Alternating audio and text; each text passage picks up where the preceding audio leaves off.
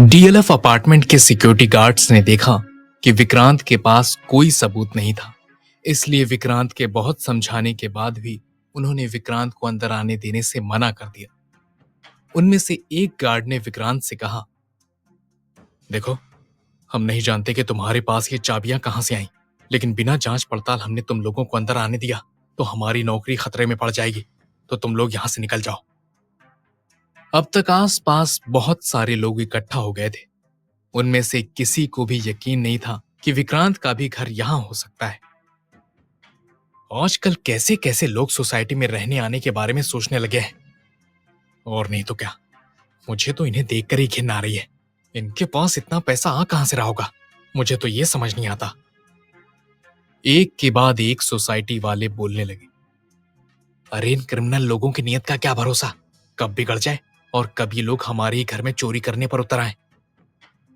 Society में रहने वाली एक और अमीर सी औरत ने मुंह बनाते हुए कहा। अब विक्रांत भी नर्वस हो चुका था। उसने संध्या को कॉल लगाया, लेकिन संध्या का फोन नहीं लग रहा था। देखिए, आप मेरी बात समझने की कोशिश कीजिए। ये घर मुझे खुद उदय की बेटी संध्या ने गिफ्ट किया है, इसीलिए तो मेरे पास इस घर की चाबियां हैं, वरना मैं इस घर की चाबियां कहां से लाता। मेरे माँ बाप कब से बाहर खड़े हैं, आखिर वो लोग कब तक यहाँ इस तरह इंतजार करते रहेंगे। कम से कम इन्हें सोसाइटी की लॉबी में तो बैठने दो। विक्रांत ने एक बार फिर सिक्योरिटी गार्ड्स को समझाने की कोशिश की। देखो, जब तक हमें आगे से ऑर्डर नहीं आ जाता या तो खुद कोई सबूत नहीं दिखा देता कि ये घर सचमुच तेरा है, हम तुझे और तेरे माँ बाप को घर में आने की परमिशन नहीं दे सकते। इंतजार करने के अलावा तेरे पास कोई ऑप्शन नहीं है। गार्ड्स ने विक्रांत को जवाब दिया। विक्रांत अपने माँ बाप के पास जाकर खड़ा हो गया। ऑटो ड्राइवर का सब्र भी टूट रहा था। उसने विक्रांत से कहा, भाई मुझे मेरे पैसे दे दो, मैं अब और यहां खड़े नहीं रह सकता, धंधे का टाइम है। कहकर ऑटो वाले ने विक्रांत का सारा सामान ऑटो से निकालकर रोड पर रख दिया। विक्रांत ने मजबूरी में पैसे दे दिए। इसी के साथ ऑटो वाला वहां से चला गया। संजीव ने विक्रांत को गुस्से से देखा। उन सबको वहां खड़े रहते बहुत देर हो गई थी। सारे गार्ड्स विक्रांत को ऐसे देख रहे थे जैसे वाकई में विक्रांत ने इस घर की चाबियां कहीं से चुराई हों। संजीव ने विक्रांत को गुस्से में देखते हुए कहा, हमें इस तरह से जलील करवाकर तुम्हारे दिल को चैन मिला होगा ना। हम हमारे छोटे घर में ही ठीक थे, कम से कम 4 लोगों के ताने नहीं सुनने पड़ते। हम अपने घर वापस जा रहे हैं, तुम्हें और बेइज्जत होना हो तो शौक से यहां रुको। चलो अनीता। कहकर संजीव अनीता को लेकर ऑटो को रोकने के लिए रोड के किनारे खड़ा हो गया। विक्रांत खुद भी शर्मिंदा था, लेकिन वो किसी भी कीमत पर आज वहां से वापस जाने के बारे में सोच भी नहीं सकता था। ये संध्या जी फोन क्यों नहीं उठा रही? कहते हुए विक्रांत ने फिर से कॉल किया और परेशान होते हुए इधर उधर घूमने लगा। तब उसकी नजर सत्या पर पड़ी। विक्रांत की इतनी बेइज्जती होते देख उसके चेहरे पर जीत की मुस्कुराहट थी। उसने विक्रांत से कहा, देख, तेरी दाल यहां नहीं गलने वाली। बेहतर होगा अपनी अंधी मां और बाप को लेकर दफा हो जा। वैसे भी अगर तेरे जैसे लोग हमारी सोसाइटी में आकर रहने लगे तो हमारी क्या ही वैल्यू रह जाएगी। विक्रांत को मन कर रहा था कि वो सत्या का मुंह तोड़ दे, पर फिलहाल वक्त और जगह दोनों ही सही नहीं थे, इसलिए वो खुद को कंट्रोल कर रहा था। हम यहां अपना टाइम क्यों वेस्ट कर रहे हैं? चलो सत्या, तुम्हें आराम करना चाहिए, हम अपने घर चलते हैं।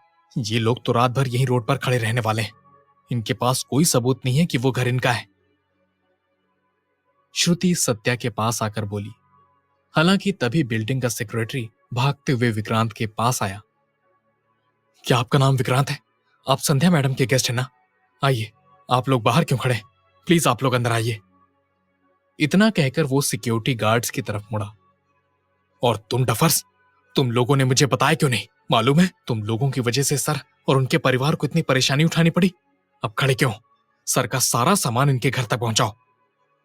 सेक्रेटरी गार्ड्स पर चिल्लाते हुए बोला।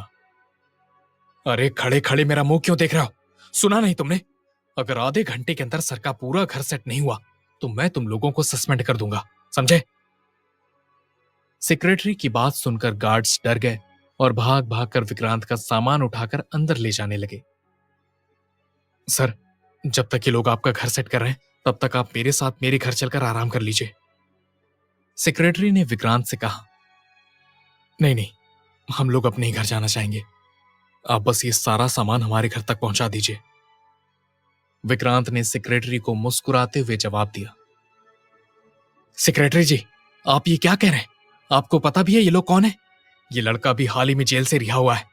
आप ऐसे लोगों को हमारी सोसाइटी में रखने के बारे में सोच भी कैसे सकते हैं? सोसाइटी की रेपुटेशन खराब करनी है क्या आपको? माधवी सेक्रेटरी की तरफ गुस्से से देखकर कहने लगी, देखिए मैडम, ये उदय का फ्लैट है और उनकी बेटी संध्या ने खुद ये फ्लैट विक्रांत सर को दिया है और अब से विक्रांत सर सोसाइटी के टॉप फ्लोर के ओनर हैं।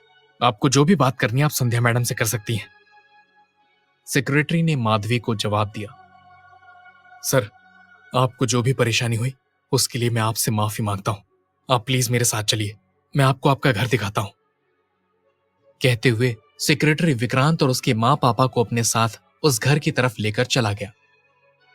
जैसे ही सेक्रेटरी ने फ्लैट का दरवाजा खोला, संजीव का मुंह खुला का खुला रह गया। इतना बड़ा घर तुम्हारा, तुम सच बताओ ये घर किसका है और उसने तुम्हें ये घर क्यों दिया? कहीं तुम कोई गलत काम तो नहीं करने लग गए? विक्रांत के पिता ने पूछा। पापा, मुझे नौकरी मिल गई है और यह हमारा ही घर है। मुझे ये घर मेरे दोस्त ने गिफ्ट दिया है और आप चिंता मत कीजिए, मैं धीरे धीरे करके इस घर का सारा पैसा चुका दूंगा। अभी आप आराम से यहां रहो। विक्रांत ने संजीव को भरोसा दिया और फिर कहा, मैंने कहा था ना, आपको अब चिंता करने की जरूरत नहीं है। कल सुबह ही मैं मां की आंखों के ऑपरेशन के लिए किसी अच्छे डॉक्टर से बात करता हूं। विक्रांत उसके मां पापा को उनका कमरा दिखाते हुए बोला। विक्रांत समझ रहा था कि उसके मां पापा जिंदगी में पहली बार ऐसी जगह पर आए हैं और इतना बड़ा घर देखकर चौंक गए हैं। जब सेक्रेटरी ने उनसे कहा कि वो आराम से बैठ जाए तो वो वहीं फर्श पर नीचे बैठ गए। विक्रांत ने उन्हें उठाया और सोफे पर बिठा दिया। इसके बाद वो सेक्रेटरी के साथ अपना पूरा घर देखने में बिजी हो गया। घर के नौकरों ने ऐसे पुराने कपड़ों में उन्हें सोफे पर बैठे देखा तो उन्हें लगा कि ये घर के नए नौकर हैं। उनमें से एक चिल्लाकर बोला, काम पर नए हो? काम पर नए हो इसका मतलब ये नहीं कि अपनी औकात भूल जाओ। सोफे पर बैठने की तुम लोगों की हिम्मत कैसे हुई? अगर किसी ने देख लिया तो नौकरी के पहले दिन हमेशा के लिए छुट्टी हो जाएगी, समझे? संजीव से कुछ जवाब देते नहीं बना। सेक्रेटरी और विक्रांत ने आवाज सुनी तो वो लोग तुरंत वहां आ गए। सेक्रेटरी उस नौकर को डांटने लगा, तुम पागल हो गए हो क्या? ये विक्रांत सर के माँ बाप संजीव पाठक और अनीता पाठक हैं। उनसे ऐसे बात करने की तुम्हारी हिम्मत भी कैसे हुई? अभी की अभी माफी मांगो उनसे। नौकर मुंह बनाते हुए चुपचाप खड़ा रहा। सुना नहीं तुमने? माफी मांगो, सेक्रेटरी चिल्लाया। सर, हमें गलतफहमी हो गई थी, हमें माफ कर दीजिए। नौकरों ने माफी मांगी और अंदर चले गए। विक्रांत के मां बाप को यह नया घर किसी महल की तरह लग रहा था। संजीव को डर था कि विक्रांत फिर से कुछ गलत काम करके फंस न जाए, लेकिन अनीता को अपने बेटे पर पूरा भरोसा था। वो खुश थी कि विक्रांत को नौकरी मिल गई थी। अगली सुबह विक्रांत ने उठकर सबसे पहले फोन पर एक डॉक्टर से बात की और अपनी मां के ऑपरेशन का सारा इंतजाम करने की तैयारी में लग गया। साथ ही उसे उदय की ट्रीटमेंट के लिए एक तरह की जड़ी बूटी की जरूरत थी, वो सामान भी लेना था। तैयार होकर विक्रांत घर से बाहर आया और लिफ्ट का बटन दबाया। कुछ सेकंड्स बाद लिफ्ट आकर रुकी और दरवाजा खुला, पर अंदर जाने के लिए विक्रांत के कदम नहीं उठ रहे थे, क्योंकि अंदर सत्य और श्रुति पहले से ही थे। आखिरकार विक्रांत अंदर गया और चुपचाप खड़ा हो गया। उन तीनों के अलावा लिफ्ट में कोई नहीं था। विक्रांत को देखकर सत्या ने मन ही मन सोचा कि यह विक्रांत को जलाने का सबसे बढ़िया मौका था।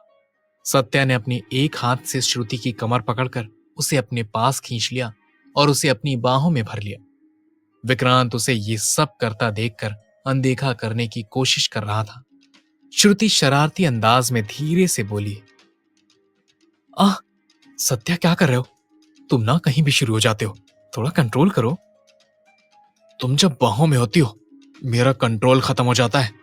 तुम्हारी खुशबू मुझे पागल कर देती है। सत्या विक्रांत को देखकर जानबूझकर ये सब कर रहा था। विक्रांत भी कहीं ना कहीं ये सच्चाई जानता था, लेकिन श्रुति को सत्या की बाहों में देखकर उससे ये बर्दाश्त नहीं हो रहा था। वो बस इतना चाहता था कि जल्दी से जल्दी वो यहां से चला जाए। विक्रांत का चेहरा दूसरी तरफ था, लेकिन उसे महसूस हो रहा था कि सत्या श्रुति को किस कर रहा है।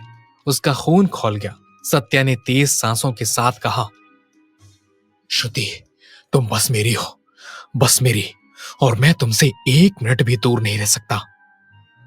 आई लव यू सत्या, मैं तुमसे बहुत प्यार करती हूँ। तुम नहीं जानते कि तुमसे दूर रह पाना मेरे लिए भी कितना मुश्किल है, लेकिन शादी तक तो हमें कंट्रोल करना होगा ना। श्रुति भी विक्रांत को जलाने के लिए कह रही थी। उसने अपनी बात जारी रखी, कभी कभी तो मुझे अपनी किस्मत पर भरोसा ही नहीं होता कि मुझे इतना प्यार करने वाला लड़का मिला है।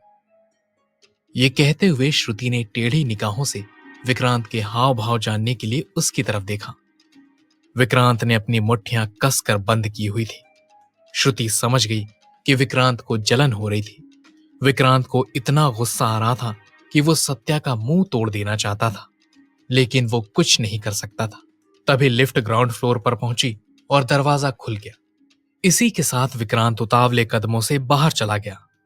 विक्रांत के जाते ही सत्या ने श्रुति के हाथ को पकड़कर धीरे धीरे मरोड़ना शुरू कर दिया और दांत पीसते हुए बोला, आज तक जो भी चीज मुझे पसंद आई है मैंने उसे हासिल किया है। इससे लगा था कि ये तुम्हें मुझसे दूर रख पाएगा। तुम मेरी हो, तुम पर अब बस मेरा हक है। अगर तुमने उसके बारे में सोचा भी तो मैं तुम्हारी चमड़ी उधेड़ दूंगा। कहते हुए सत्या ने और जोर से श्रुति का हाथ मरोड़ दिया। सत्या, आ सत्या, सत्या क्या कर रहे हो? मुझे दर्द हो रहा है। सत्या प्लीज मेरा हाथ छोड़ो। श्रुति दर्द से कराह रही थी। विक्रांत ने जब श्रुति की चीखें सुनी तो वो भागकर वहां जाने लगा, लेकिन तभी संध्या उसके सामने आकर खड़ी हो गई। अरे, इतनी सुबह सुबह तैयार होकर आप कहां चल दिए? संध्या ने विक्रांत से पूछा। विक्रांत अभी भी श्रुति के पास जाना चाहता था, लेकिन फिर उसे कोई ख्याल आया और वो रुक गया। कुछ नहीं, वो मैं बस कुछ काम से मार्केट की तरफ जा रहा था। उदय अंकल के लिए जड़ी बूटी का इंतजाम करना था और मेरी मां की आंखों के ऑपरेशन के लिए डॉक्टर से मिलना था, विक्रांत ने कहा। विक्रांत ने अपनी बात पूरी ही की थी, तभी उसे महसूस हुआ कि कोई आदमी छिपकर उस पर नजर रख रहा है। विक्रांत कुछ समझे उसके पहले फिर से उसकी अंगूठी लाल रंग से चमकने लगी। कौन है ये आदमी जो विक्रांत का पीछा कर रहा है, और क्या है उसका मकसद? क्या है मजबूरी श्रुति की जो उसे सत्या के साथ रहना पड़ रहा है? क्या संध्या के दिल में विक्रांत के लिए बस हमदर्दी है, या वो विक्रांत को चाहने लगी है? इन सभी सवालों के जवाब जानने के लिए सुनिए इस कहानी का अगला एपिसोड।